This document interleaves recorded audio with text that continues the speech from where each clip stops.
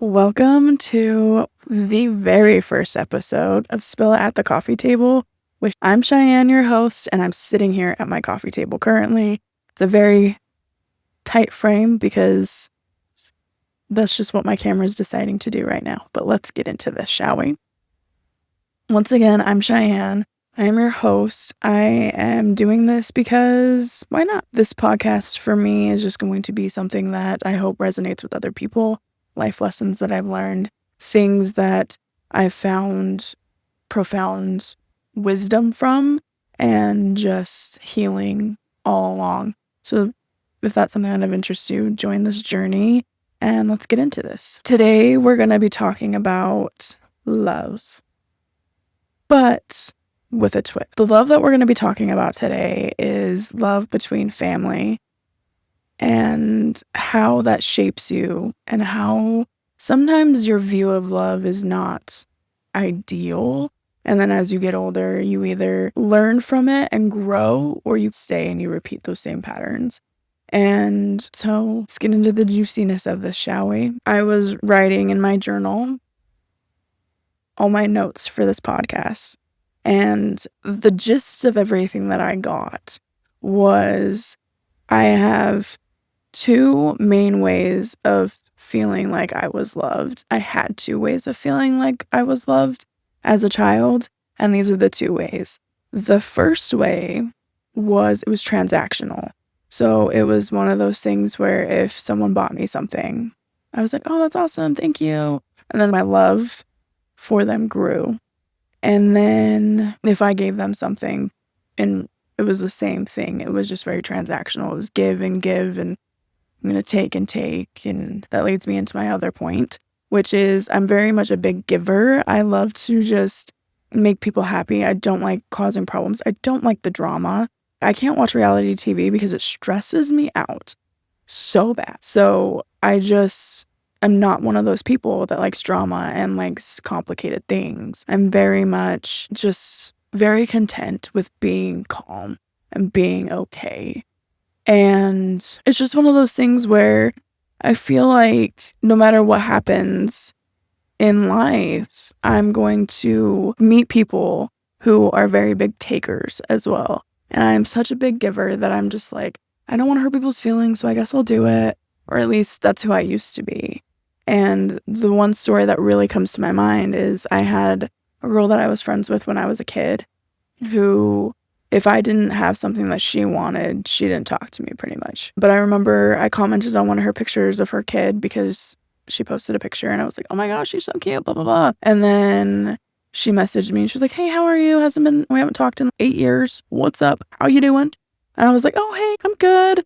And she was like, okay, weird question. We're currently living out of a hotel. Do you know of anywhere places that are like for rent, or of anyone who's looking for roommates?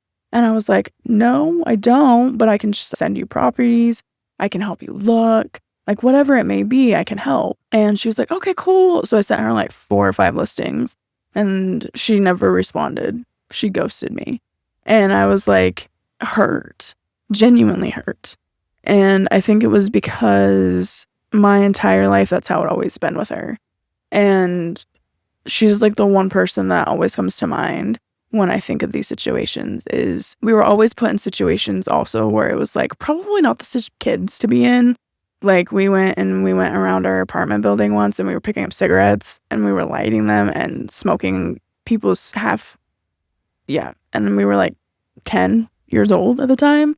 And we were like destroying property. Like she was not a good person for me to be around and not a good influence. And looking back, like my parents were correct in that. But I was a kid and I was like, she's so fun. She's so rebellious. So I was rebellious. And boy, did my parents not like that. But that's fine. So yeah, that's definitely what a lot of my life was, just take, I give, and get nothing in return. Because it wasn't just my friends that were treating me like this. It was also my family. It was very much, oh, you can babysit my kids for basically free. Cool. Do it. And I was like, okay, that's fine. And then like I was too nice to say no. And yeah, I didn't really have a life, but I could have said no, but I was too scared to because I didn't want to hurt anyone's feelings. So that obviously ended well. But on to the better things on to the happier part of that story that was how I viewed love. Like I said, I thought it was just you give and everyone takes from you and you're just exhausted and never really feel fulfilled. And to be honest, in my situation, I felt so alone and so just isolated all the time. So that's all I did was I isolated myself. I was always in my room. I was never around my family. Granted, I didn't really enjoy being around my family because it was always the same shit, same drama, same nagging, same just negative, toxic energy that I could not vibe with. However, one day I fell in love with the man, the boy, whatever you want to call him, that I had met when I was 11 years old. Me and my husband met when we were 11. We were in 5th grade. We dated. We did all those things. And then we were 16. He was working for my mother. I saw him for the first time again, and it was like the world stood still. And that's a whole nother podcast that I can do on it, because true love is an amazing thing, and I hope everyone gets to enjoy it. But back to my story.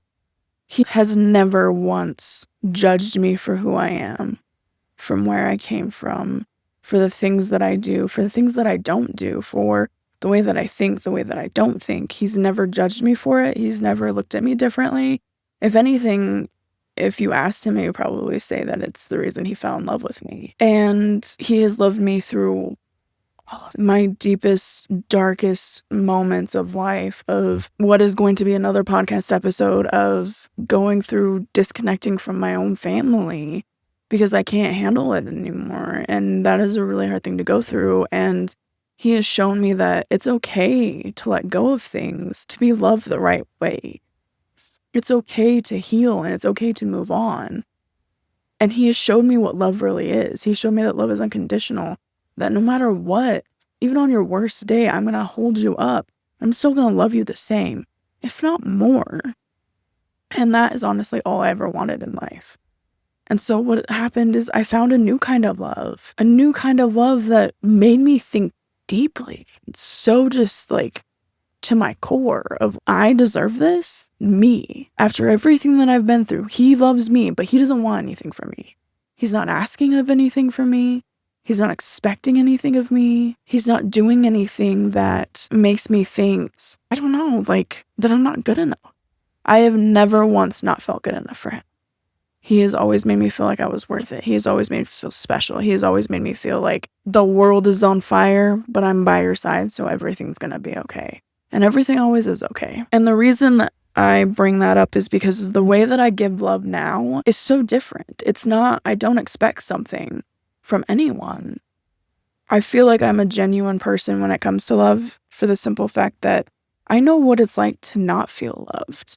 I know what it feels like to not be wanted by the person who said that they would be there for you for your entire life, who made you promises and said that they loved you, when in reality, the minute things got hard, they were like, deuces, I don't need this. And it's really just hard to think of those things because nobody deserves that. Nobody deserves to be abandoned in the middle of life by someone who said that they would love you because you couldn't give them what they wanted. Exactly. Messed up. But because of him, I am able to no longer give more than I can give.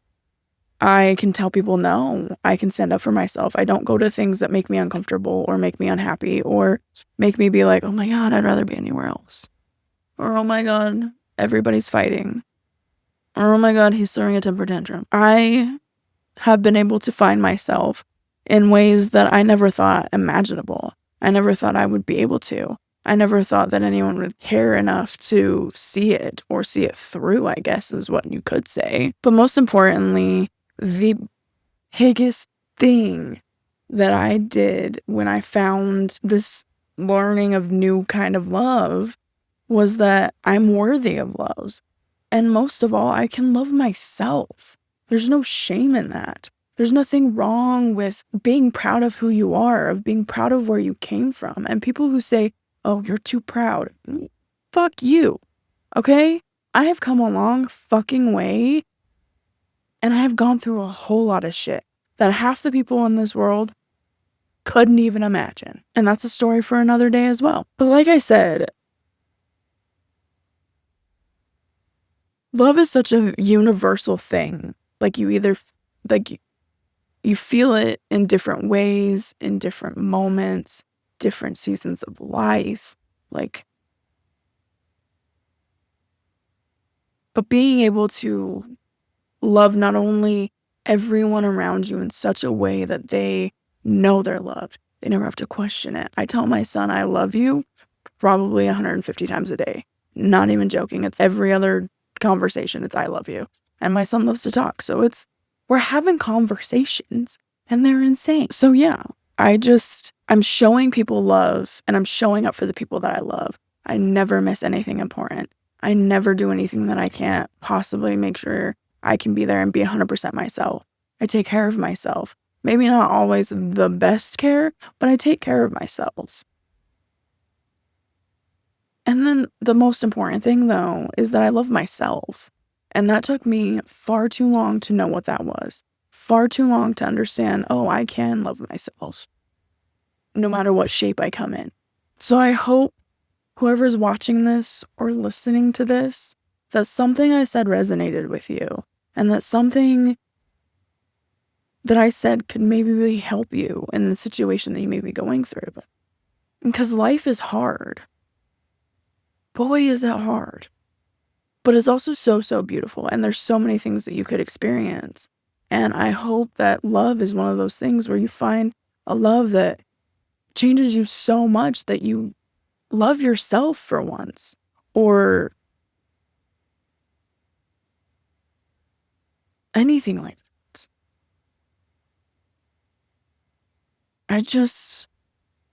I hope something I said really made you feel wanted and understood, because it is important that not only I feel like I'm loved, but other people do, because everyone deserves love. Everyone deserves to know what it feels like. Everyone deserves to know what it really is to be loved by someone so much that it's not overwhelming, but overwhelming at the same time. So I guess what I'm saying is everyone deserves to know how to love, and also to how to love in different ways, and love life and love the things around them, and just look at the sun and be like, oh my God, the sun is in the sky again. Just being grateful. Because yes, I came from not the best life and I had good moments, but I learned early on in life that love was something that you had to work really hard for. And now here I am getting love every day without even doing anything. My husband will come home from work and I will have done nothing all day long. And he's, I still love you. Go clean the house. Or I'll clean the house. That's the kind of love that I hope everyone can find. It's just love, no matter what. For always and forever. Because everyone deserves that.